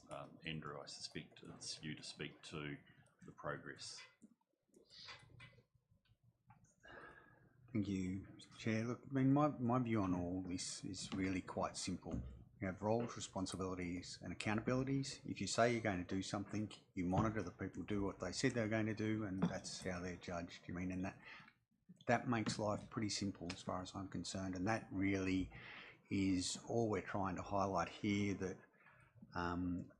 that's a key cultural piece. I mean, everyone's got to buy into that as the method that we're going to hold people accountable. And once we buy into that, we can start to make changes as to how everything happens, because we've had a lot of reports. A lot of those reports, they put another policy in place. My immediate response is, are we following the policies we currently have in place? They might be good, they might be bad, but unless we're following them, and that goes, hence why I drew out this committee's role in a monitoring role, because that is part of the process, it's part of the culture. And if we can't have these sort of conversations and get this sort of accountability and agreement, and it's where, as much as you might not like it, it's where risk appetite hits the road, we discuss what that actually means. And everyone gets an understanding, and we can walk away and say, that's how we're going to behave, because we will all interpret the requirement as far as practicable under the Act in different ways. What we need to do is agree what that means, and the language that most people use is risk appetite, because you will say, as far as practicable, and to use the Mayor's earlier example, for a small organisation, as far as practicable, 300,000 might be too much. For us, we're much bigger. 300,000 might well and truly be within our capacity and as far as practicable. So you've got to have a discussion around where those boundaries are going to be, and that's really what prompts Erin's question. what do you mean? Because we're making decisions on this all the time. We can't bring every decision in this space up to you and say, do I spend 500,000? Do I spend? And so this averse is actually tighter than as far as practicable, to be honest. And that's the way that staff would interpret it. As far as practicable is an acceptance that there's a financial limitation. We need to, we as a group need to decide, what do we really mean around that? What is as far as practicable? Is it $1 million? Is it 500,000? Is it 2 million? Are any incidents, and this is the problem we have at the moment, are any incidents where people go to hospital acceptable? And that will drive where we sit in this space. So this is trying to set up an agreement to an approach, and you can see that when you step through the way we'll approach incidents, near misses, whatever, when they occur. And a lot of the time you'll find the spotlight's back on the organisation. And what I'm flagging here, and you need to be fully aware of, a lot of the time that will mean we need to spend more money. And this is the conversation that we've been flagging. I mean, we can't necessarily divorce the two, but we need to be having the conversation. Thank you for that, Andrew. Is there anything about the particular papers? I mean, it introduces the idea of just culture. It's a response to the original May 2022 report. Is there anything else that you wanted to add to that? I don't think so. I'm happy to answer any questions on why I've chosen that, why I think that works. You can see I've set that out in the table to a certain extent, but it's a concept that I think will address the issues that we've got. Is there any comment you could add about the PR law advice? We've talked about, you've mentioned the monitoring, so there's a fair bit of advice there that actually might be useful for you to clarify if there's any point you want to make. It's really just drawing out that distinction, and I think, to put it bluntly, I mean, I think the comments around the monitoring are on the money. What we need to all do is hold ourselves to those comments in different circumstances, because we don't always. But I think if we accept that, then that's good, and then that means everyone can get on with their job and have the accountability. And this is the key thing. Until we agree responsibility, we can't allocate accountability. And that's the key part of people recognising their role, because until the way I always describe it to people is, if you've got two masters or two people are doing something, then I can't turn around and say, who do I hold accountable when it doesn't work? And so we've got to make sure we are clear on that. And I think, I mean, what I'm hearing today is we are, and so that's good. Thanks, Andrew. Right, Steve, you're obviously come to the front as well, and obviously you've spoken to us before, and I take it your lead around some of this. Is there anything you'd like to add before I start with Nobby? Yeah, thank you, Mr. Chair. Look, I'm probably here just to talk a little bit more about the Safe Plus report and the work that has been undertaken since about June of last year around reflecting on what that report's telling us as an organisation. And I think to a degree the conversation today has flagged around our level of maturity as an organisation, and we all recognise it needs to improve.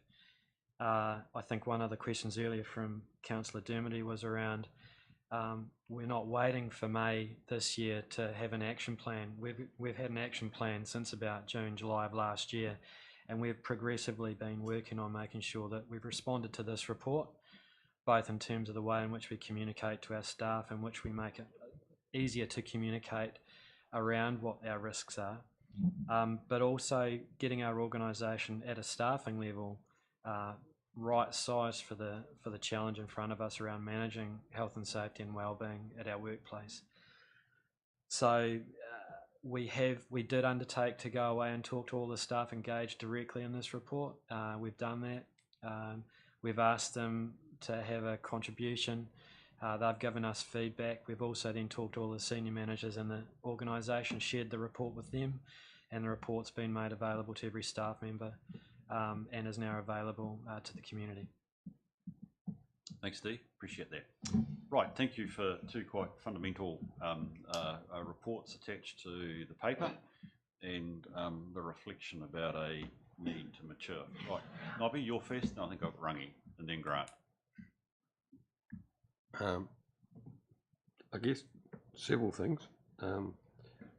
I'm not sure I'm comfortable if we're having I guess an honesty session here around Andrew's comments about where is our risk appetite and our risk maturity, and that if we go down the path of having as far as practical type discussions, that will cost us lots of money. That's not been my experience.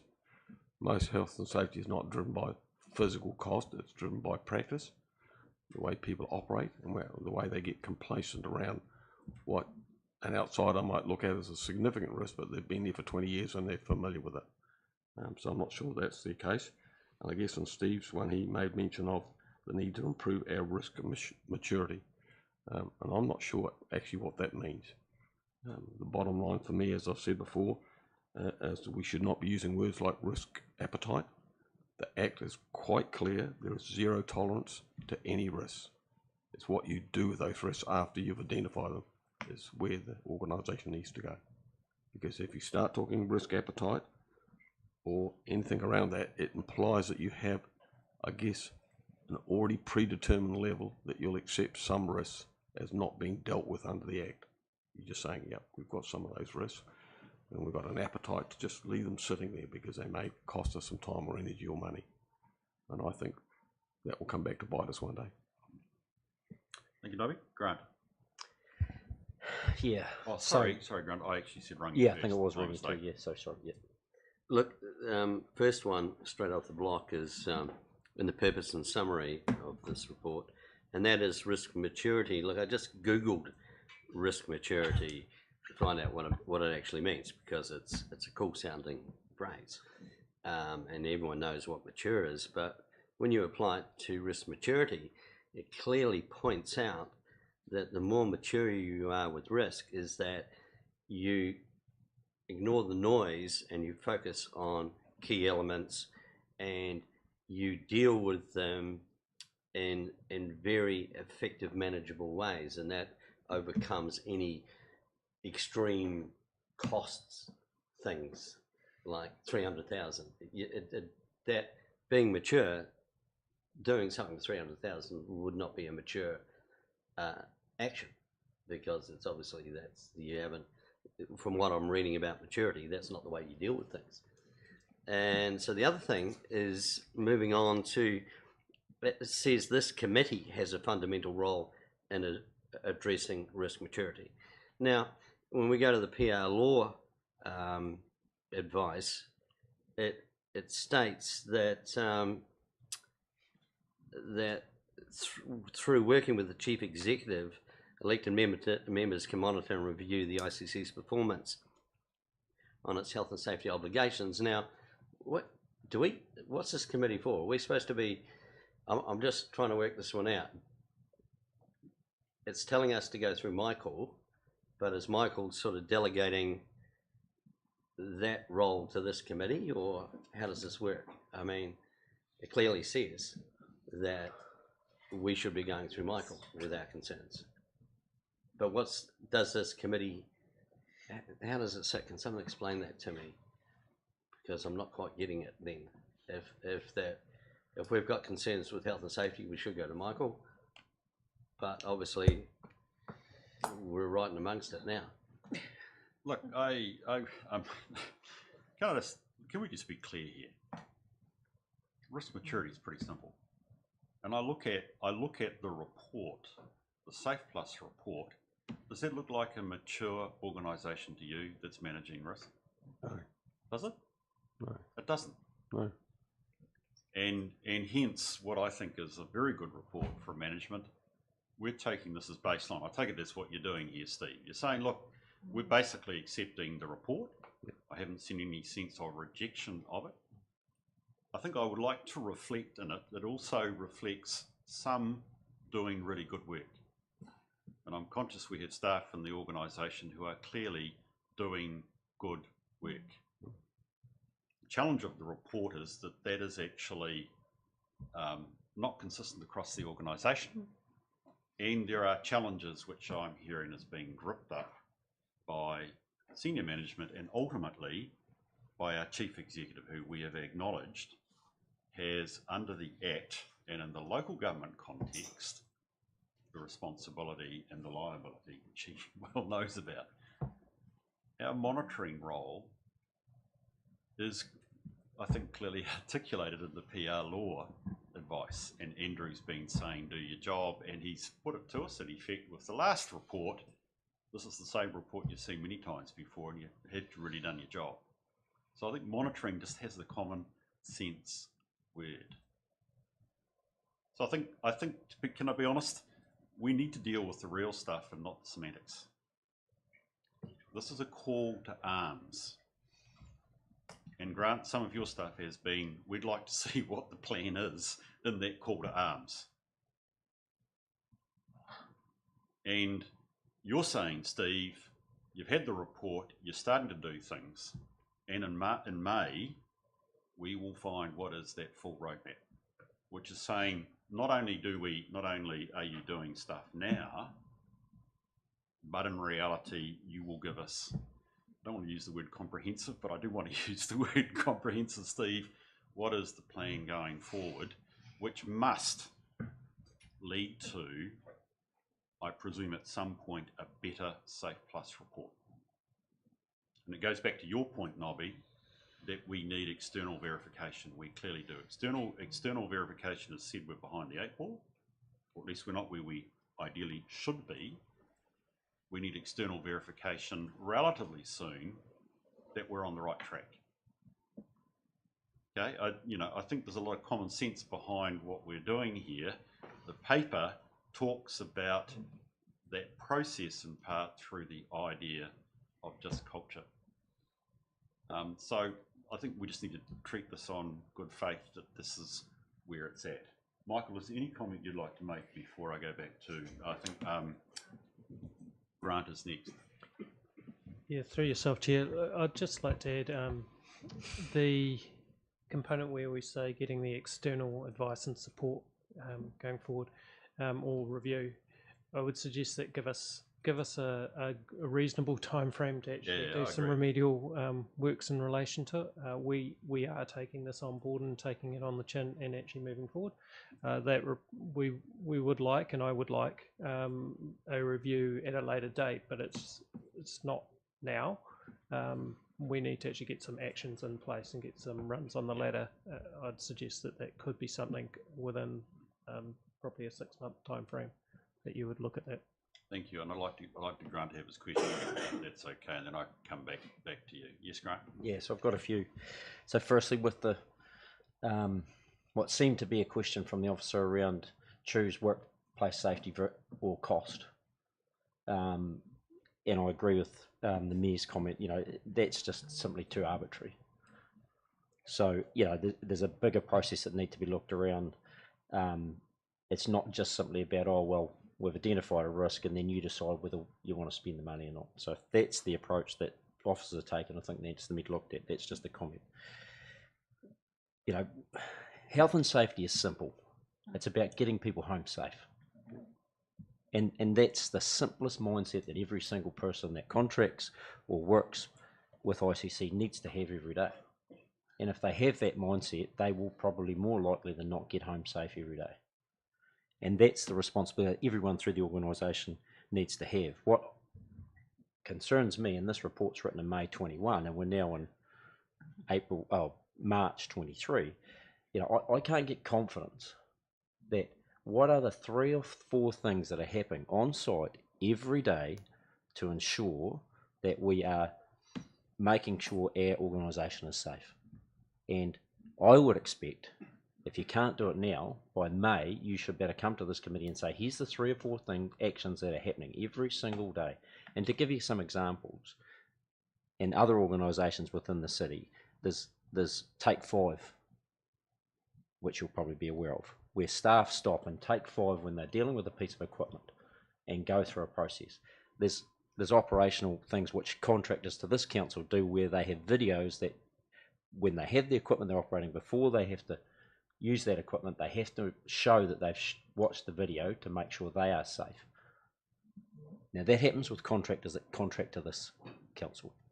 So, what I want to see is the 3 or 4 things that the officers have enacted between now and May that can give me some assurance that we are getting people home safe, or getting the best opportunity for our people to get home safe, be they contractors, be they staff, every day.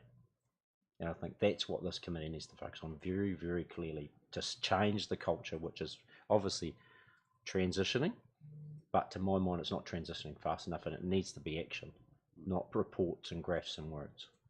I'd like to reflect on that, Grant, if I could, and I think we need to be careful here.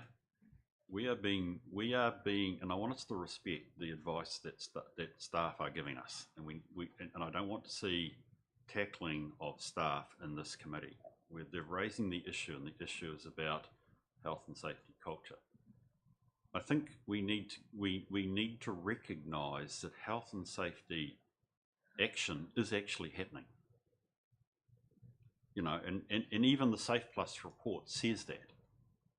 And indeed, we've already had descriptions today about other actions that are being taken, particularly as the senior management team grip up, and for which I'm grateful for. I think we've also, and your points have been well made, and I don't disagree with them. I'm keen to know what the action is, and I think we have agreed that, well, we haven't agreed actually, we've got to get back to the resolution, but that May 2023 is going, you know, our meeting is going to be, what is the action plan? You've had assurances today from staff that there are other, you know, there is an ongoing line of action. I think you were explaining from June last year. By the way, it was a May 2022 report, not 21. So clearly there are things that are happening. So it's 21. It's written on the report. I thought it was 22. Well, it's got 21 on No, the 22 months old. 22 months old. Sorry, my mistake, Grant.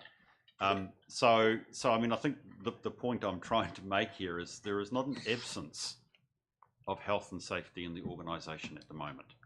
It's a clear message: we can and must do better. So at this stage, short of some form of interim paper, we're asking staff to come back with the roadmap for our next meeting in May. Right, so I've got Nobby, thank you, you waited patiently, then I've got Leslie, then I've got Rungy. So a couple of issues. For Michael's peace of mind, when I was referring to external verification, I wasn't talking about outside the organisation. I'm talking about outside the workplace. So if you've got a workshop, I don't know, in the parks, you'd have somebody that goes in with some background knowledge to have a look that doesn't actually work there. And obviously the ideal people would be the people you're recruiting at the moment for health and safety. That wider sweep, again, by some outside organisation is way down the track. Clearly we have to set, within the next 3 or 4 months, 5 months now maybe, some new KPIs for the Chief Executive. That's part of the deal with having one. I would expect that compliance with health and safety under the Act would be one of those key areas that we want to see some development in.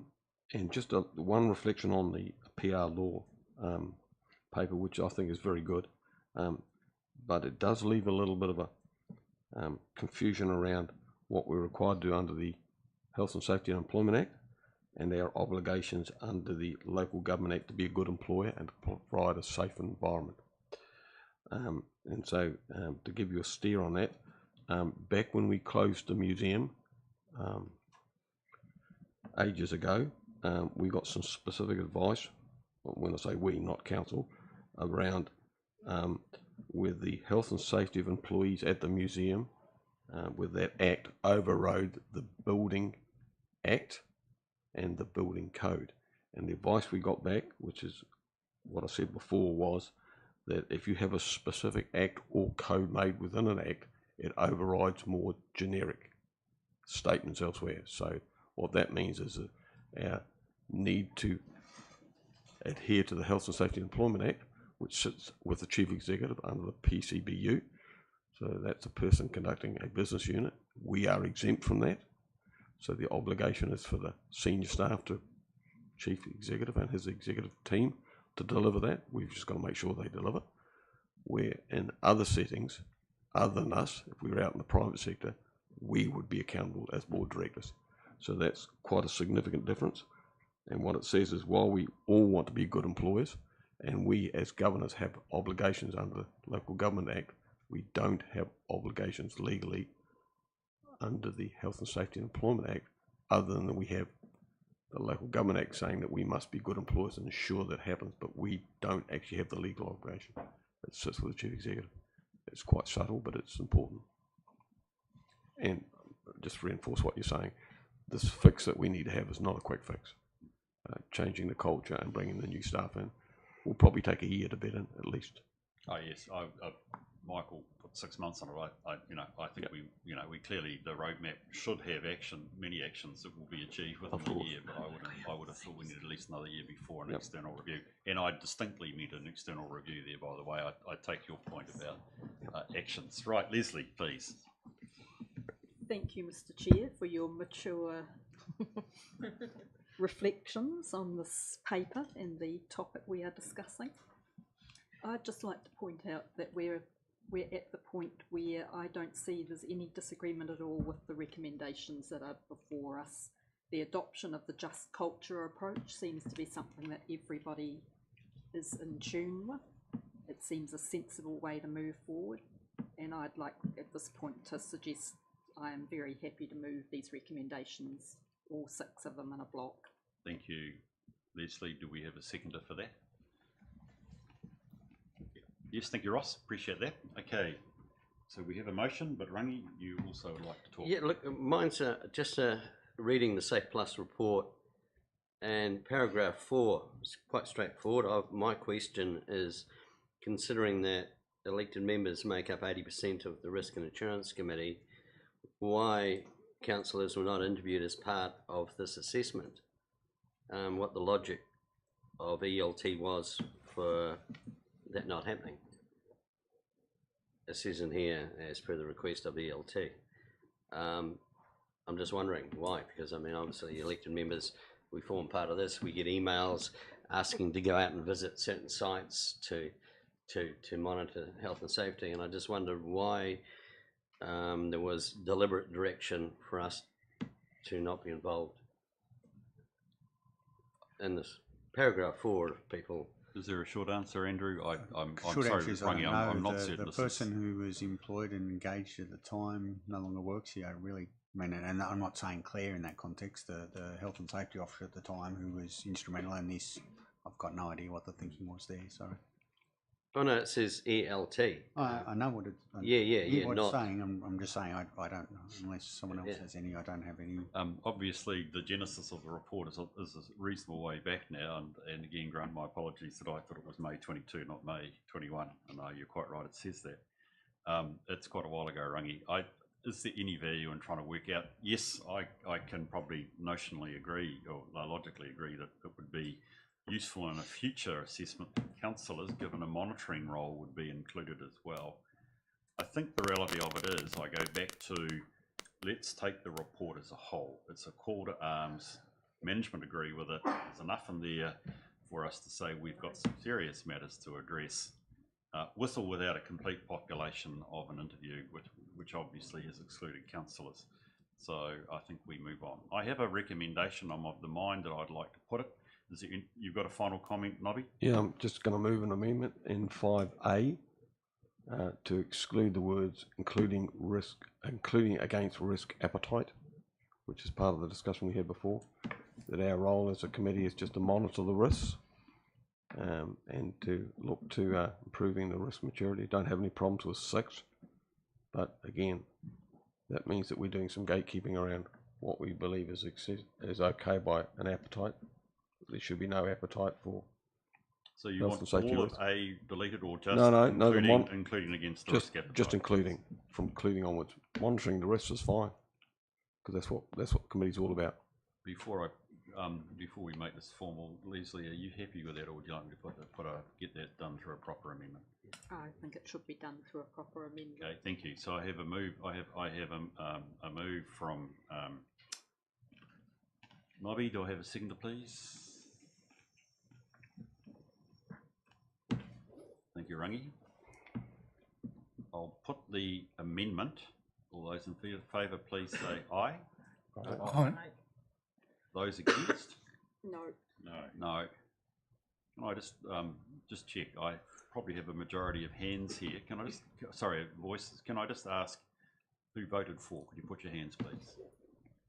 So I've got Darren, Grant, Nobby, Rangi, and Ria. So that's 1, 2, 3, 4, 5 versus 1, 2, 3. So the motion is passed. It becomes a substantive motion which reduces or takes out the including against risk appetite.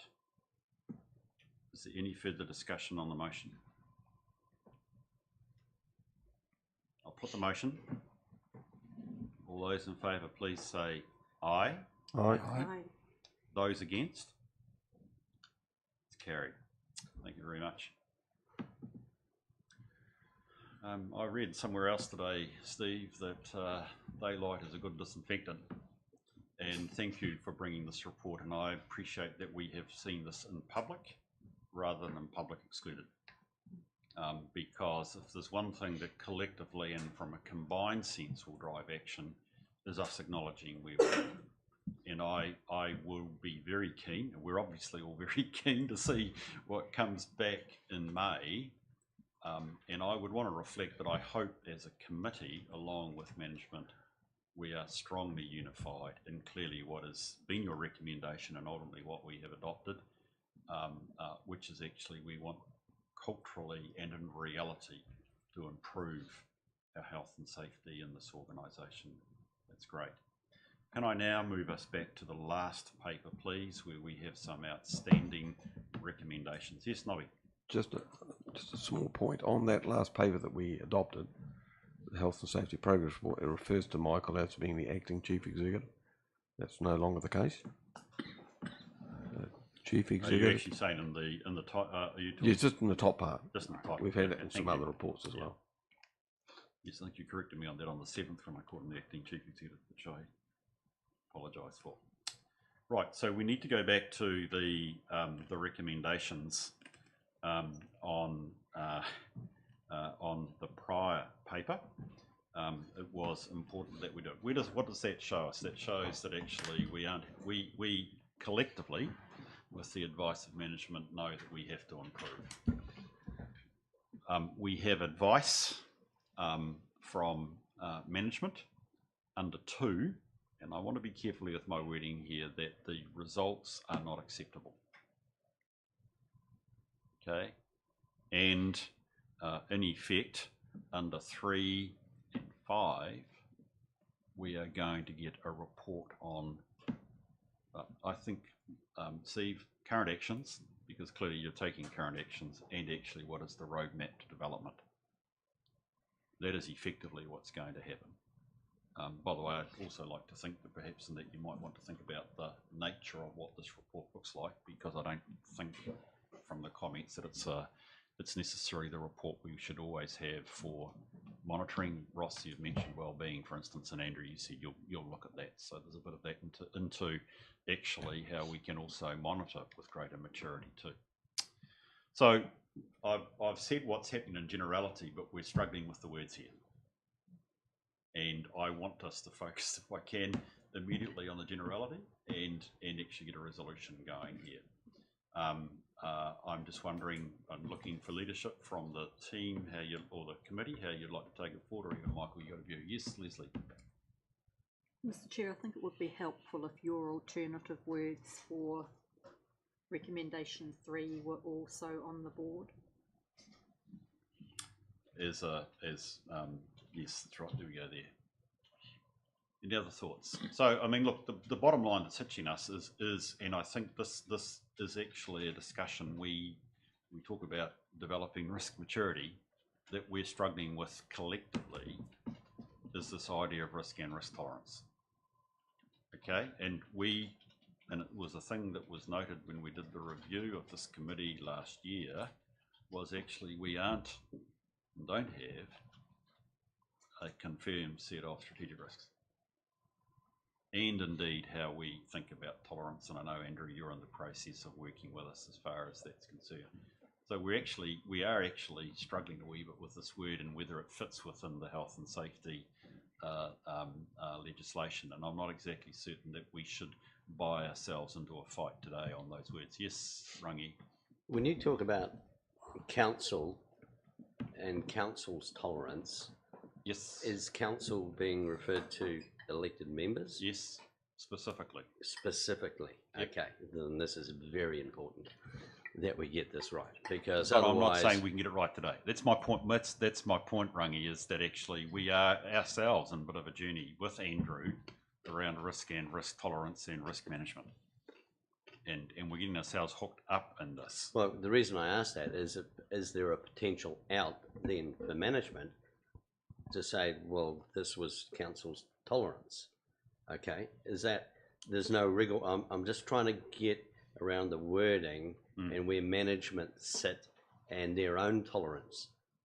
Is there a management tolerance, or is it purely tolerance from elected members? I think what you're hearing from Andrew is that in the generality, so I'm talking risk management generally, not just health and safety, it starts from the top, from elected members. Right, okay. Okay. So two's actually correct, isn't it? Because it's outside your tolerance, isn't it? I mean, what I've been hearing is today that actually one is too many. So in fact, it is outside your tolerance. It's correct. That is a correct statement there. Yes, Nobby? So in light of that, I'd move 2 further amendments. I'd totally take out number 2, because that talks about us having a tolerance for some degree of risk, and the Act does not require that. It requires that risks are risks. And down in 5, we also need some thought about whether we need 5 as well, because that's talking again about a risk matrix and how the framework sits within that. And again, the Act is quite clear. You have to identify all risks. You don't have an ability as an organisation to have a tolerance for not doing that work. And look, I mean, I don't want to get into semantics here either. I think what Michael has raised in his first week of being the leader of our city is great around health and safety. We've got staff coming now, which is great. It gives us a pathway forward. That will take time to bed in, but I think it's really important that we don't give a message going forward that we have some sort of tolerance for putting aside risk. I think it's hugely dangerous for us. Can I just respond to that, Nobby, Chair? Sure. One I can handle with 5 going, because I think that's wrapped up in the more broadly the we're trying to have under 3 and what we've agreed under the previous one is a report that's coming through about the roadmap.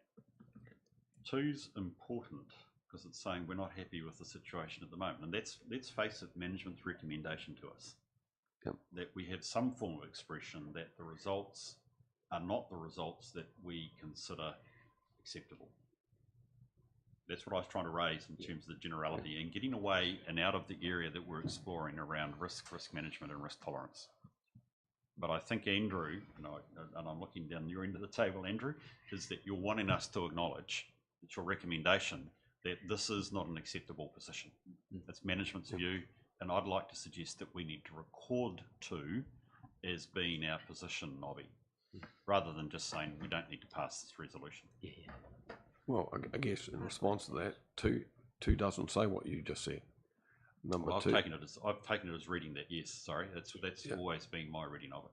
Well, using risk management terminology. Well, again, the issue for me is if that was worded in such a way that said, note that the current risks that we face as an organisation are outside the expectations of the Act, I could live with that. But once you start introducing council's stated risk tolerance, that says that we have another layer that's okay for us to be feeling comfortable in, and there is no layering in this issue. Yeah, Michael, sorry. Yep. Thank you. Through yourself, Chair. I think there is a little bit of cloudiness in relation to compliance with the Act going on and risk tolerance, which are not mutually exclusive in the fact that compliance with the Act is a requirement from that perspective. Yep. The tolerance comes when you look within the Act and you go look at risk mitigation or risk removal. And that's where you have to look in at the tolerance levels. We're still applying the Act, It's to what degree do you want the Act to be applied in relation to how far do you go down? Do you completely remove all risk, or do you have a tolerance and you put mitigation measures in for that risk, but it still remains in some capacity? Because if you go down the latter of remove all risk, which would be the risk, very risk adverse, removal of all risk would mean potentially not doing a lot of services, because we, by the nature of the sheer nature of local government, a lot of the services we provide and in the construction we have risk associated. But our aim is to put in mitigation measures to reduce that to the lowest level, depending on the tolerance level. And our tolerance level is low, so therefore we have to put in the mitigation measures to lower that down. Still within the Act, we are complying with the Act, it's just what is that level you want us to go? Remove or mitigate? So just as a response to that, Chair, again, we've got the cart before the horse. Bottom line is we have to identify the risks first. We've got to know where our risks are. That's where our big hurt is at the moment. We don't know where they are. And if we have an incident or serious incident or an accident, and Lord forbid a fatal accident, around an area where we don't pre-identify the risk, we have huge exposure. And so it's what you do with the risk is what Michael was just saying. And to me, that's not a risk tolerance, it's just the way that you behave to a risk. And that's, the Act prescribes that. You step through the process. Grant? Yeah, I think there's a bit of sort of cross purpose here. So I agree with you, Chair. Like 2 to me talks to the overall governance of our organisation, right? So we will have a tolerance, and then when we're specifically talking about the Act, you can't have tolerance in there. So I think, you know, both arguments are right. It's just a simply you're complying or you're not. But from a statement 2, I read it as stepping right back, overseeing a whole governance thing. Where does this sit within our risk management tolerance governance process? Flag that it's outside, so therefore then dig deeply into, okay, well, how are we managing that risk, accepting that we're not going to have any tolerance to risk in our business. We want to make sure we either remove or manage or minimise. So that's how I see it. So I support what you're saying. Is, look, you know, I think I've interpreted that the way you've asked us to interpret it. Is that fair? Yes. So while I wait for Rangi, you might work out what words would go with 2 for you, Grant. That might be helpful for the meeting, so we can try and get a resolution through. Yes, Rangi. So just going back to maturity, risk maturity. So I can assume then, from what Michael was saying, an organisation with high maturity would easily deal with those conundrums that present with extreme cost to fix something or avoid something. The maturity, you have the ability to be able to work and navigate your way through those things quite easily because you are mature. You know, that's what I'm trying to understand with this risk maturity. It puts you at a level that you seem to be able to overcome these black and white, these really dramatic problems. Is that true? Broadly, I would agree, but Rangi, honestly, that's the prior paper. We're trying to deal with the current paper, which is the current results, and actually how we get a resolution on the board. I agree with you, and I think in our risk workshops, Andrew, there's a lot more to talk about around what is risk maturity. But I have argued strongly. But I see it fits in here. No, it doesn't. This is actually about, we've got a report on existing events and occurrences that reflect health and safety in the organisation as it stands. And we're trying to say in 2 that it is beyond our comfort zone, whatever is the good word for that. Now, it can't be risk tolerance. It's not going to get it. It's not going to get through it. I'm just looking for the right descriptor because I think it's important, because management are telling us, we're telling ourselves, this isn't where we want to be. What's that word that we use? We can't use risk tolerance. What is it? We're uncomfortable. We don't accept it. What's the word? I just need a simple word. Yes, Nobby. Well, I think the independent report that we got clearly shows that we're not meeting our obligations, and we should just be upfront about that. We've got some work to do, and that's okay to declare that. appreciate that, but I think going back to some extent that's the prior one. This is just on the current results, so I'm just trying to look for that descriptor. Yeah, Andrew, looks like you're about to break into song. Look, Mike will probably kick me for raising it, but I think and why that wording around breaching the act is very important, because as we all agree, who's liable if we're breaching the act? And so I don't think it is in any way fair for you as governors to make a statement in a resolution that says my senior staff are liable under the Act. Yes, so go back to your argument about being careful about the legal position we place. Now you're being quite definite to Michael as far as that's concerned. Nobby? Yep, well, that's what the Act actually says. Agreed. BU actually says, in relation to this organisation, the buck does stop with Michael. So it's not unfair to say that. It's an obligation that we have with him as a chief executive. That's clear. That then puts where the accountability to ensure that we are complying with the Act sits with the chief executive. Our job as employees of the chief executive is to ensure through KPIs that he delivers on it.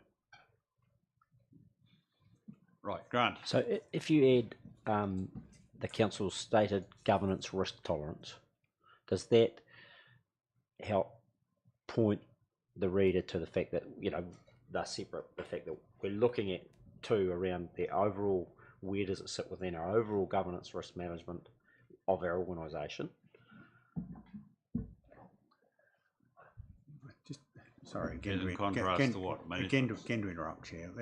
Take it back to the core evidence that's in the paper and say, note that the issues, near misses and other events identified in the report are not acceptable for council. Yep, I like that idea, Andrew. Thank you. I no wonder if we could capture that, Malavika. Thank you. So, appreciate your help. That's right. It's not acceptable, and I think Grant. I think Grant. We need. And I mean, look. I don't want to be cute, but this is the strong advice from management, and which will include Michael. That's where we all feel. I think we need to express it in reasonably simple terms, because we know we've got some more work to do around actually our use of words, our relationship with the Act. It's part of our developing maturity. Have I missed, Darren, did you want to say something? Sorry, I'm just conscious that have I missed anybody out? Right, so let's deal with one, we're okay. Two, so I'm going to go with Andrew's wording, unless anybody really wants to have another crack at this. I hope not. You just said note the incident reporting for employees and third-party contractors recorded in the report is not acceptable. It's not acceptable. Thank you. Yep, that's cool. So it's reflecting that we're pretty unhappy, as is management. I want to stress that, as is management. We're collectively unhappy. Right. So three. Can I come back to three last? So four, I think, was relatively. I was about to say innocuous. That's a bad word. Was relatively okay. We note the summary of work undertaken to date. Okay. Five. The question here was, is three in effect? I got that right? I don't need five, Chair. All that's pointing out is that when we look at risk, we have a risk framework, which includes health and safety, which uses certain terminology.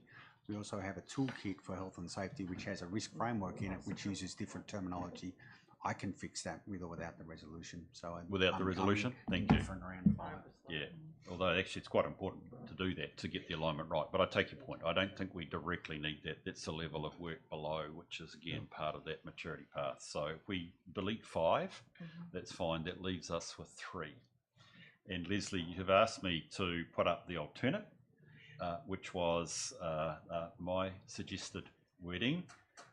Which, to be honest, is more general, Nobby, but I don't actually see. I offer as a way of getting around what is actually, and I am putting it strongly as we try and work through and gain that greater understanding, which clearly you have a greater understanding of than us, around this issue of the placement of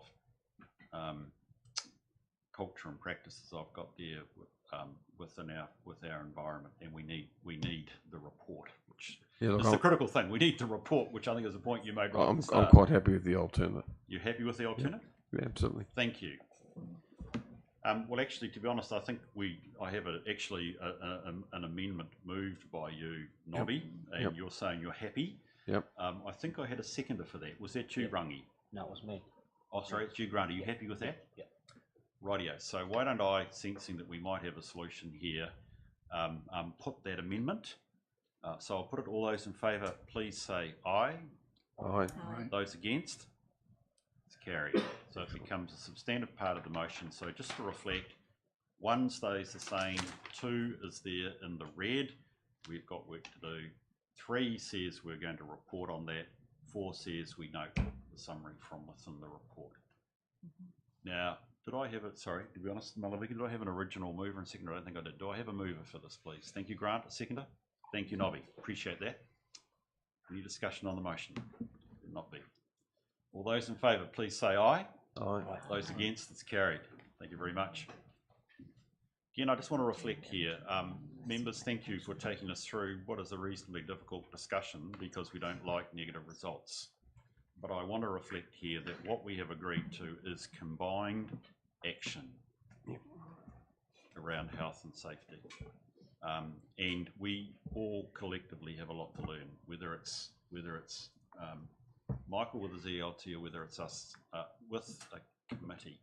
And I do want to reflect one thing. We need to reflect this ultimately to all council, because we are dealing with a matter that actually all council should be aware of. Yes, Grant? Yeah, just on that.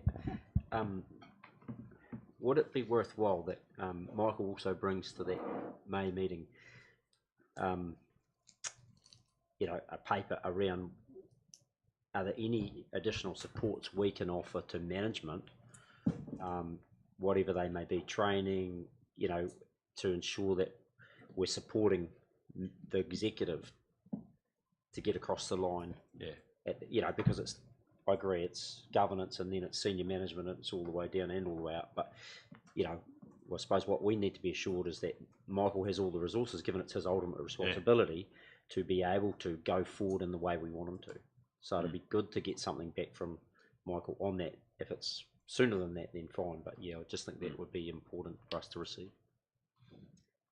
Michael, do you have any comment you want to make at this stage? Through yourself, Chair, I'm sure we can add that into that report. Yeah, thank you. And it may even be that we have to hold open, and I think I would hold open the idea, Grant, that actually as we go down that road to maturity, we've got a couple of good positions being filled, which is bringing strength to the position. But as we do go through that maturity, we may find we have to continually readdress the resourcing issue as we go through. Thank you for that. Right, don't go away, Andrew, and welcome back, Peter. A few salient points. Sorry, is there a... Oh, Rangi, you got a point? Yeah, look, it was just before finishing off. Obviously, we've talked in our risk assessments about staff, employees, contractors. Where do we sit with obviously the public? Now, I'm just mindful of what happened in Gore with the pond, and obviously it's either our facilities or what we do. Where do we? How far-reaching? I mean, obviously we've got roading networks, we've got all sorts of networks, stormwater, stuff like that. Now, how is this what we're talking about as well when we're looking at this risk maturity? Does it far reach out into everything we provide and do? Andrew, was there any from a legal perspective or advice? Short answer is yes. Right. Users of our facilities clearly come within the purview of people who have a responsibility. Yeah, no, just sort of they've flown under the radar a wee bit. Look, and again, it's a lot of the incidents and near misses you're talking about do come from users of the facility. So, I mean, that's... No, that's good. I just needed to ask. Bobby, that was consistent with what you were going to say? Yeah, just a little bit. Part of the Act talks about legal obligations, so people are legally entitled to be on your premises. So if somebody breaks into one of our pump houses, that doesn't create us a risk. But if somebody is there mowing the lawns, which is an example that's in the safety report, then we do have an obligation to them. Thank you. Yep. Appreciate that. Andrew, Peter, if we could have salient points on your report, please. Not from me, but Andrew may want to make some comments.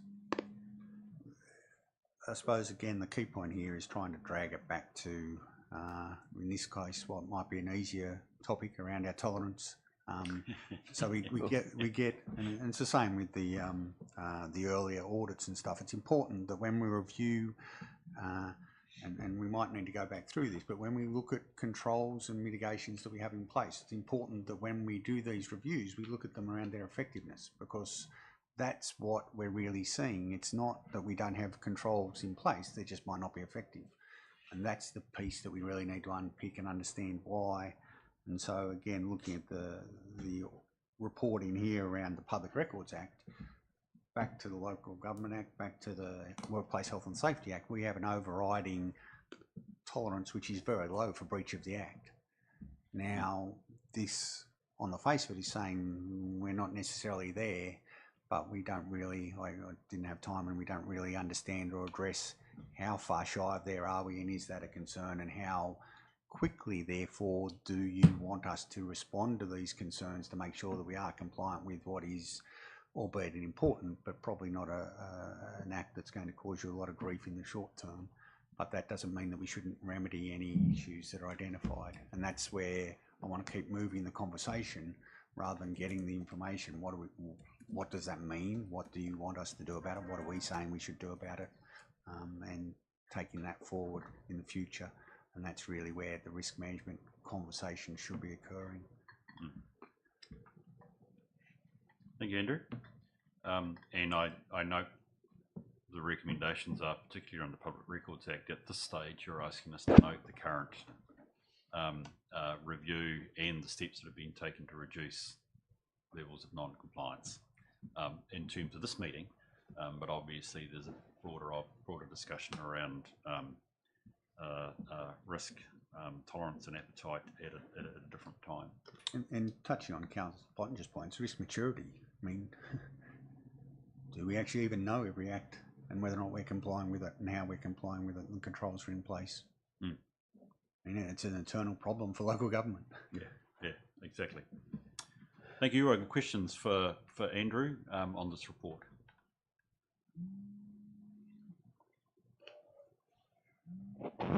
Right, you obviously want one, so no, I don't. No, I was about to move on. I waited too long, Nobby. Sorry. I've used a bit of tongue in cheek. Maybe we have a risk appetite to not comply with this piece of the legislation. You do have a risk appetite, do you? I wondered if that might be the case. Look, thank you for that. Look, it's really useful. In fact, to be honest, I probably had some empathy with your thoughts, but Nobby, but actually, Andrew, thank you, because it is actually one of those acts that tends to come back and bite you if you do not have appropriate approaches. So I'm very grateful we've got this update and am comfortable with the direction you're taking us in. Can I move to the recommendations, please, which is that we receive the report, we note the steps around the Public Records Act, and we note that the program of work will be provided to improve the monitoring of council's non-financial risks. So that's a really important part as well. I'll move that from the chair. Do I have a second, please? Seconded. Thank you, Leslie. I'll put the motion. All those in favour, please say aye. Aye. Those against, it's carried. Thank you very much. Right, I think we are at the end of the open agenda, which moves us into the resolution to move into public excluded. We have a number of matters, which if you're on page 3 of the agendas is A through E, and it follows with the reasons why. I will move from the chair that we move into public excluded. Thank you, Darren. Is there any debate on the motion? Yes. Just one minor thing. I noticed that our live streaming's been frozen for quite some time. Oh, so, it's like I'm praying. Okay, yeah. I probably was praying at one point, Nobby. So, yeah. So I don't know why that is, but most people are trying to listen in. Thank you. Appreciate that. So, look, I'll put the motion. All those in favour, please say aye. Aye. Those against, it's carried. Can I suggest